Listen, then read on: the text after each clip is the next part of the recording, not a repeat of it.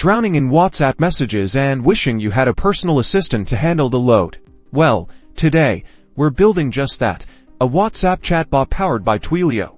In just a few simple steps. First, you'll need a Twilio account. If you don't have one, head over to Twilio Account and sign up for a free trial. Next, you'll need a Twilio phone number that is WhatsApp enabled. This can be requested through your Twilio account, ensuring it's linked to the WhatsApp Business API. Now, access the WhatsApp Business API settings within your Twilio account. Here, you'll configure the Webhook URL, which is crucial. The Webhook URL is where Twilio will send all incoming WhatsApp messages. You'll need a server to receive these messages and process them. This will involve setting up a simple web server. Next, design your chatbot's conversation flow. Plan out the different scenarios and responses your bot will provide. This is where you define the logic for your bot.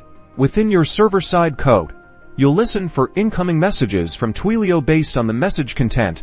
Your code will generate appropriate responses using Twilio's messaging API. And there you have it, a simple, yet effective WhatsApp chatbot that can automate responses, provide information, and streamline communication, all thanks to Twilio.